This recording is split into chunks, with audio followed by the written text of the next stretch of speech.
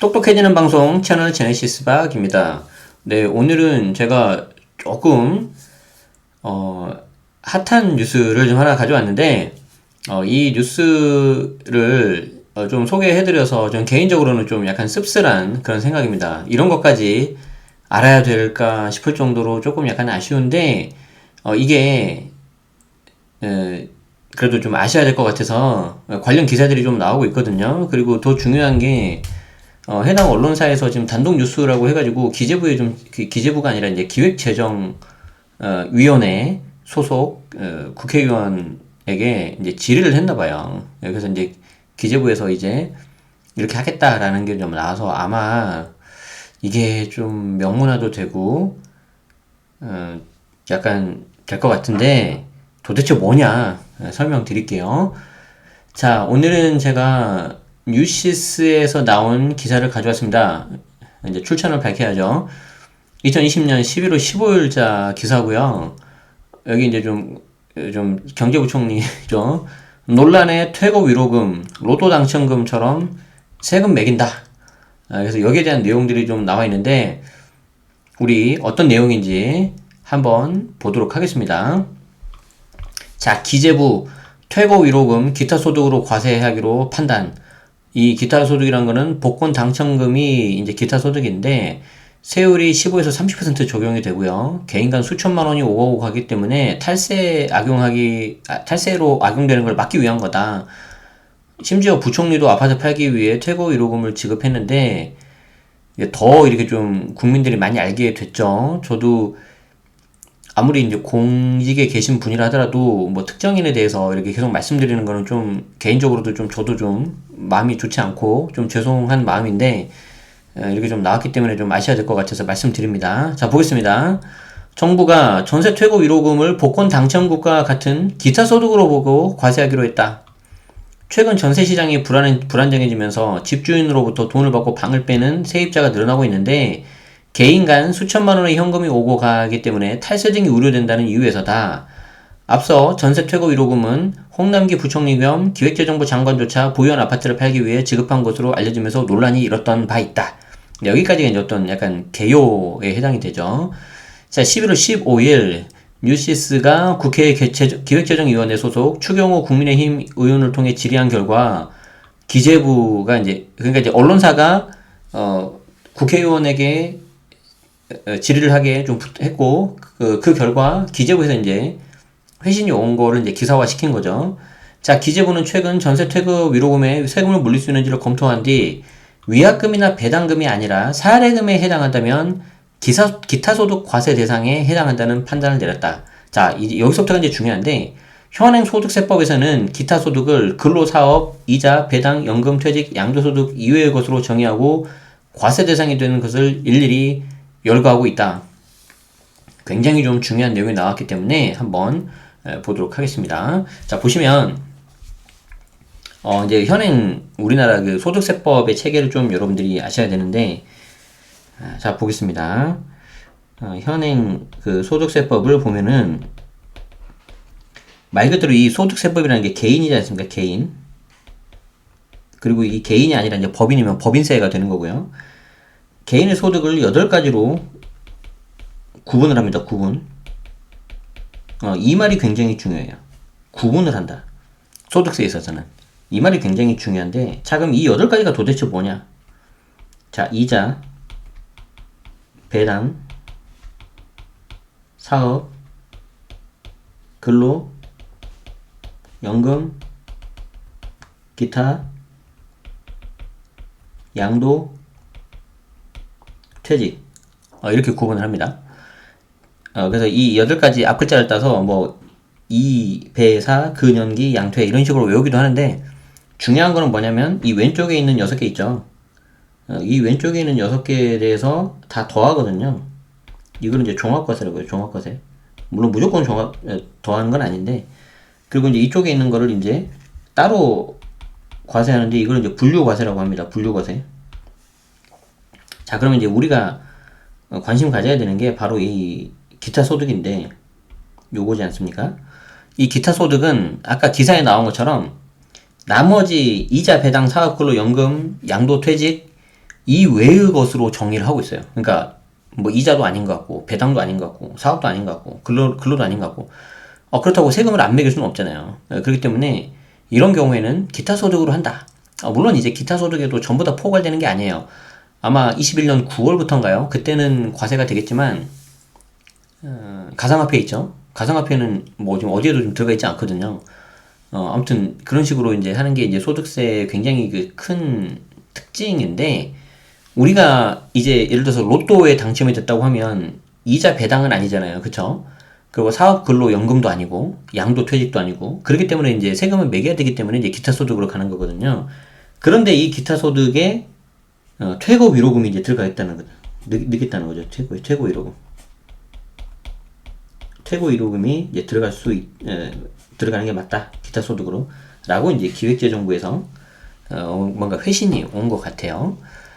자, 보시면 복권 당첨금, 상금, 음악, 저작권, 골동품 양도소득, 종교인 소득, 사례금 등이 이제 해당이 되는데 이 항목에 전세 퇴고 위로금이 없는데 이를 사례금의 일종, 여기 있죠, 여기 사례금. 사례금의 한 종류로 보고 과세할 수 있다고 해석한 셈이다. 여기에 따른 세율은 15에서 30%. 이제 조금 어려운 거긴 한데, 이제 여기에 대해서 이제 세율이 좀 이렇게 들어가는 건데요. 일단 우리 입장에서는 한 20% 정도라고 생각하시면 되겠어요. 그 금액은 이제 기준은 3억이고요. 그래서 3억 이하는 20%, 3억이 넘으면 이제 30%, 여기 이제 지방소득세가 이제 붙는데, 어떤 건지 좀 설명을 드려보도록 할게요. 자, 보시면, 자, 이제 우리가 그 로또에 이제 당첨이 됐다고 가정하자. 로또에 당첨이 되면은, 이제 이렇게 기타 소득으로 이제 들어가지 않겠습니까? 자, 이제 기타 소득으로 이제 이렇게 들어가는데, 로또에 당첨이 됐다고 했을 때, 이 로또 1등 당첨금이 얼마죠? 대략 한 20억 정도 하나요? 자, 만약에 20억 정도라고 하면은, 이게 이제, 그 3억을 넘었잖아요? 그럼 여기에 대해서 이제 33%가 이제 붙거든요? 지방소득세 포함을 해가지고. 그리고 이제 3억 이하에 대해서는 22%가 붙어요. 자, 그래서, 뭐 이거 얼추 계산하더라도 20억에 33%면 6억 6천이잖아요. 대략 한 6억 정도가 그냥 빠져버리기 때문에 대략 한 14억 정도.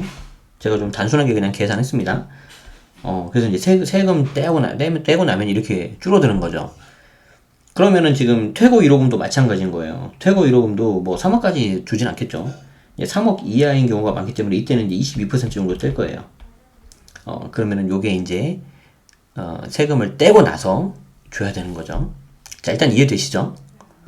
자, 이는 작지 않은 규모의 현금이 오가는 전세 퇴고 위로금이 탈세에 악용되는 걸 막기 위한 조치인데 전세 퇴고 위로금 지급 사례가 늘어나자 일부에서 아니 그러면 자녀를 보유주택에 전세 세입자로 들이고 계약 기간이 끝날 때 퇴고 위로금 형태로 현금을 줘버리면 세금 내지 않고 증여할 수 있는 거 아니냐.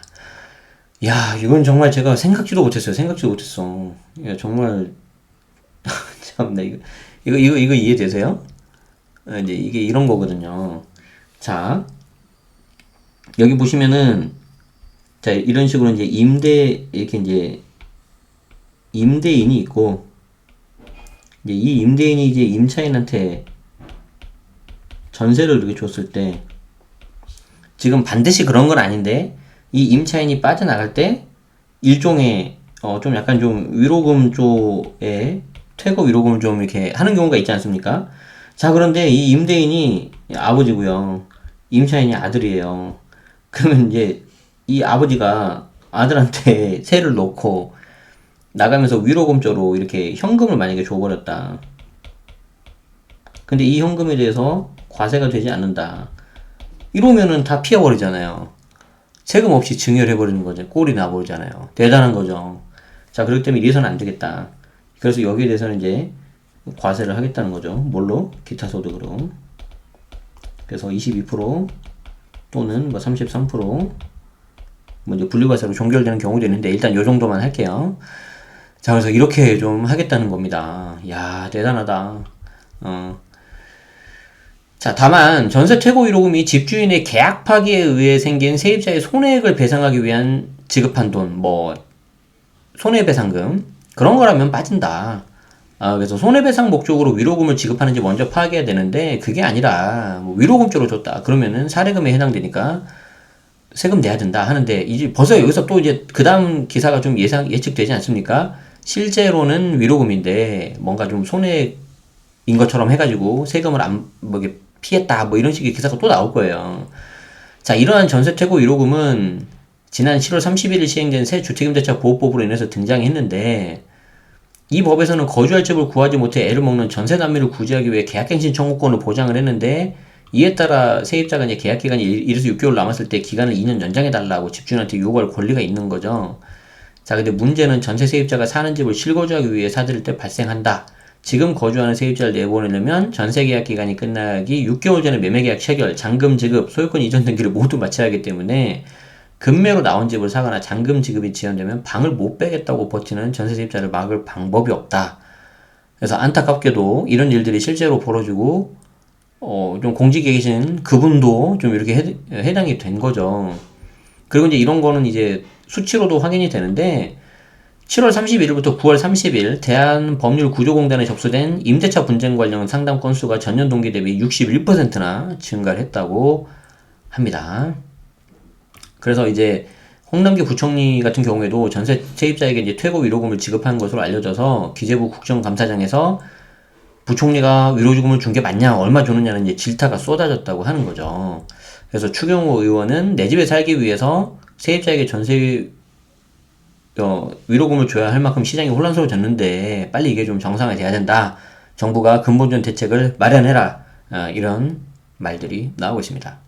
자, 여기까지만 하면 기사에 대해서 설명한 내용인데 살짝 아쉽죠. 똑똑해지는 방송이기 때문에 여기에서 제가 조금 더 몇 가지 설명을 드릴 건데, 자, 이거 잘 보세요. 이제 만약에 실제 이런 일이 발생을 했고 국가에서도 이걸 기차소득으로 세금을 내라고 하고 그 과세 대상 요건에 해당이 된다. 자, 그러면 세금 처리를 어떻게 해야 되느냐? 자, 여기 보시면 자, 좀 이거 자, 여기 지금 이제 임대인이 임차인에게, 지금 여기 보면 이제 아버지와 아들이라고 했는데 제가 이제 아버지와 아들은 좀 이게 빼고요. 자, 아버지와 아들은 좀 빼고, 자, 여기 보시면 임대인이 있고요. 여기 이제 보면 임차인이 이렇게 있습니다. 자, 그래서 여기 이제 위로금을 줬는데 여기서 이제 과세가 됐을 때 이제 어떻게 하냐면은요. 자, 여기서 이제 잘 들으세요. 만약에 위로금을 1,000만 원 주겠다. 1,000만 원 주겠다. 자, 그러면 여러분이 임차인이라고 생각을 해보세요. 여러분이 임차인이라고 하면은 당연히 어떻게 생각하겠어요? 그냥 1,000만 원 내가 위로금 받겠지라고 생각을 하겠죠. 맞죠? 자, 그런데 임대인은 이 1,000만 원에 세금 포함으로 생각을 한 거예요.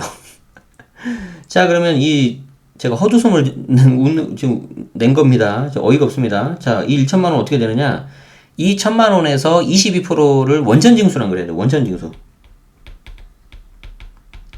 쉽게 말해서 이 1,000만 원이 220만 원은 세금이고요.